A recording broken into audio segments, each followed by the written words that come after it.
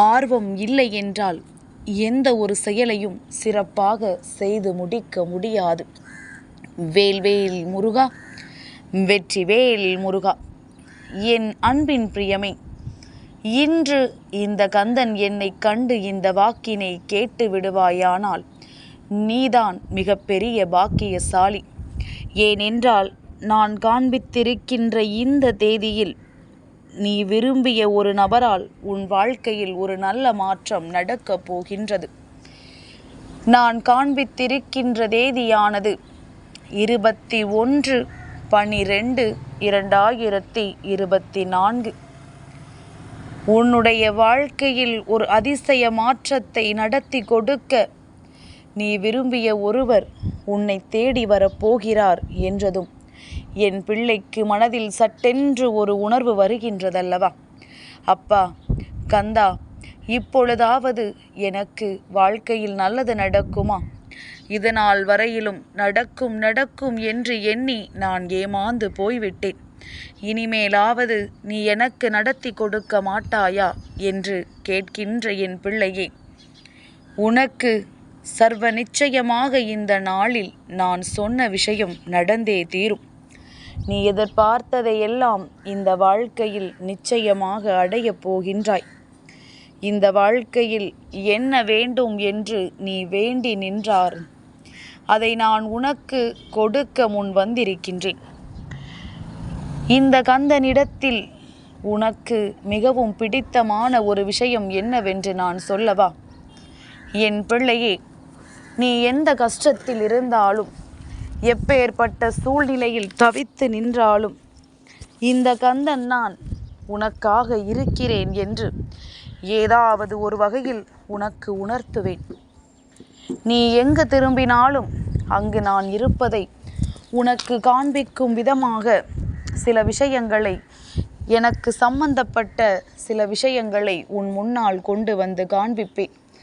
அப்படி நீ பார்த்துத்தான் இத்தனை நாட்களுமே ஏதாவது ஒரு வகையில் நம் வாழ்க்கையில் நமக்கு இந்த கந்தன் துணை இருக்கிறார் என்று புரிந்து கொண்டு என் மீது உன் அன்பை அதிகமாக செலுத்தி கொண்டிருக்கின்றாய்.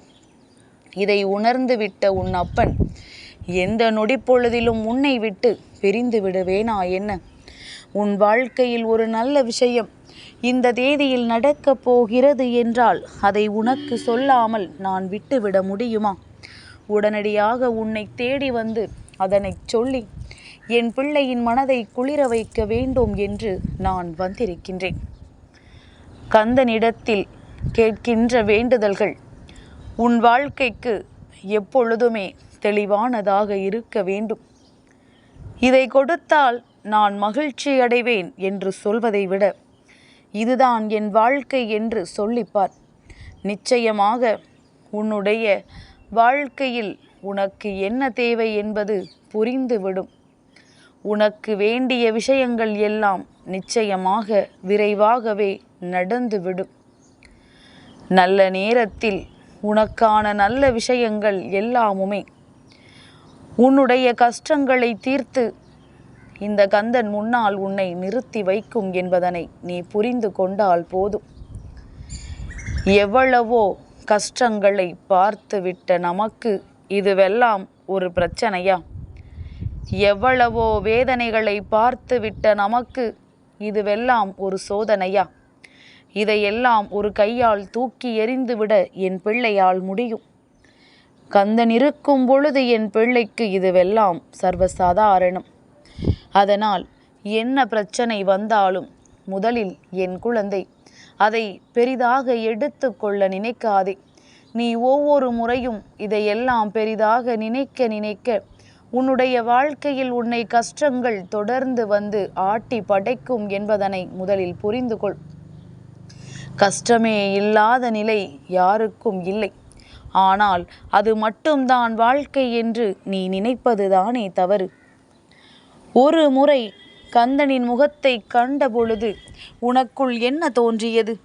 உனக்குள் இருந்த அத்தனை துன்பங்களும் உன்னை விட்டு விலகிச் சென்றதாக நீ உணர்ந்தாயல்லவா? இந்த உணர்வுகள் உனக்குள் இருந்து கொண்டே இருக்கும் பொழுது வாழ்க்கையில் நடக்கின்ற எல்லா விஷயங்களும் உனக்கு ஒன்றும் இல்லதாக தோன்றத் தொடங்கிவிடும். இனிமேலாவது இதையெல்லாம் பற்றி கொண்டு வாழ்க்கையில் அடுத்தடுத்து என்ன செய்ய வேண்டும் என்பதனை நீ புரிந்து கொள்ள வேண்டும் என்பதனை என் பிள்ளை மனதில் நினைவில் வைத்துக்கொள். எல்லோருக்கும் வாழ்க்கையில் ஏதாவது ஒரு விஷயம் ஆறுதலை கொடுக்கும். உனக்கு ஆறுதலை கொடுக்கின்ற விஷயமாக உன் அப்பன் என் வார்த்தைகளை பார்க்கின்றாய். கந்தனிடத்திலிருந்து நமக்கு ஒரு நல்ல ஆறுதல், ஒரு நல்ல வாக்கு கிடைத்து விட்டால் போதும் என்று நினைக்கின்றாய். நீ வேதனைப்படுகின்ற சமயங்களிலும், நீ கஷ்டத்தை அனுபவிக்கின்ற சமயங்களிலும் இந்த கந்தன் உன்னோடு இருப்பதை உணரும் பொழுது ஏதோ ஒன்று நாம் நல்ல விஷயமாக செய்திருக்கின்றோம், நம்மை அறியாமலேயே நாம் ஏதோ ஒரு நல்ல செயலை செய்திருக்கிறோம் என்று சொல்லி என் பிள்ளை நீ மனமகிழ்ச்சி அடைகின்றாயல்லவா? அது ஒன்று போதுமே. என் குழந்தைக்கு இந்த வாழ்க்கையில் நான் என்றென்றும் இருப்பதை உணர்த்துவதற்கு, எந்த நேரத்திலும் நான் உன்னோடு தான் இருக்கிறேன் என்பதனை உனக்கு புரிய வைப்பதற்கு அது ஒன்று போதும். இனி வேறெதுவும் உனக்கு இந்த வாழ்க்கையில் தேவைப்படாது. வேறு எந்த விஷயங்களும் உன்னை பெரிதாக காயப்படுத்தாது.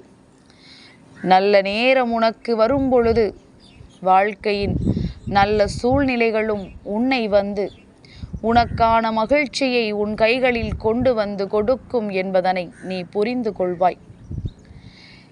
எப்பொழுது நீ எதை நினைத்து வருத்தப்பட்டாலும் அதற்கு பின்னால் வரக்கூடிய மகிழ்ச்சி உன் கண் முன்னால் வந்து நிற்க வேண்டும். அப்பொழுதுதான் எதையுமே பெரிதாக எடுத்து கொள்ள வேண்டும் என்ற எண்ணம் உனக்குள் வராது. என் பிள்ளையே, தெய்வங்கள் நம்மை வாழ வைக்கும், தெய்வ சக்தி நம்மை இந்த வாழ்க்கையில் நிலைத்திருக்க வைக்கும் என்ற நம்பிக்கை உனக்குள் இருக்கும் வரை உன்னை யாராலும் அசைத்து பார்த்து விட முடியாது. நீ பட்டது எல்லாம் போதும். இது நாள் வரையிலும் நீ பட்ட கஷ்டங்களுக்கெல்லாம் தீர்வைத்தானே இந்த தேதியில் நீ விரும்புகின்ற ஒருவர் கொண்டு வருகின்றார். என் பிள்ளையே, நீ மனம் விரும்புகின்றவர்கள் எத்தனை மனிதர்கள் வேண்டுமானாலும் இருக்கலாம். ஆனால் இவர்கள் எல்லாம் உனக்கு எந்த காலகட்டத்திலும் நன்மையை செய்ய வர மாட்டார்கள்.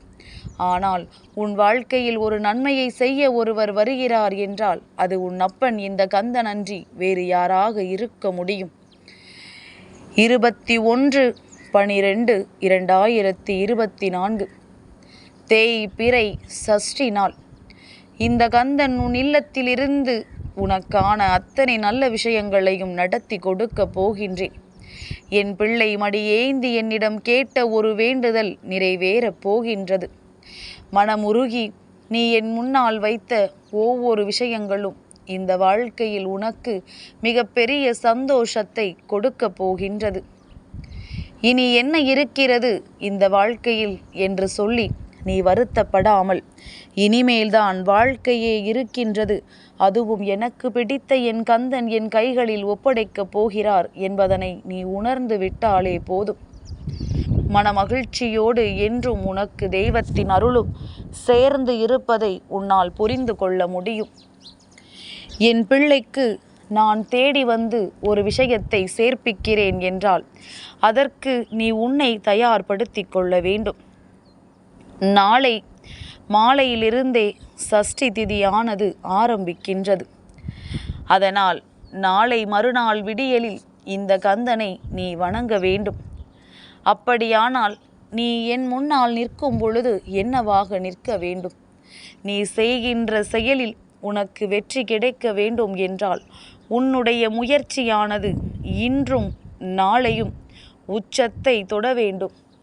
எதிலும் பின்வாங்கி விடாதே. நீ முன்னெடுத்து சென்று கொண்டே இரு. நான் வெற்றியை உன் கைகளில் நிச்சயமாக கொடுப்பேன். படுத்துறங்கி கொண்டிருப்பவர்களுக்கு அல்ல வெற்றி, உண்மையான முயற்சியை செய்து கொண்டிருப்பவர்களுக்கு தான் வெற்றி என்பதனை நீ புரிந்து கொள். கண்மூடித்தனமாக எதையும் கொடுக்காது தெய்வம். உண்மையில் கண்களை திறந்து இந்த வாழ்க்கையை பார்க்க நினைப்பவனுக்கு தெய்வம் எப்பொழுதும் உறுதுணையாக இருக்கும் என்பதனையும் நீ மறக்காதே. உனக்கு நான் துணையாக இருக்கிறேன் என்பதனை இப்பொழுது உன் முன்னாலேயே உனக்கு அடித்துச் சொல்கின்றேன். நம்பிக்கையோடு இரு, உனக்கு நல்லதே நடக்கும். வேல்வேல் முருகா, வெற்றிவேல் முருகா.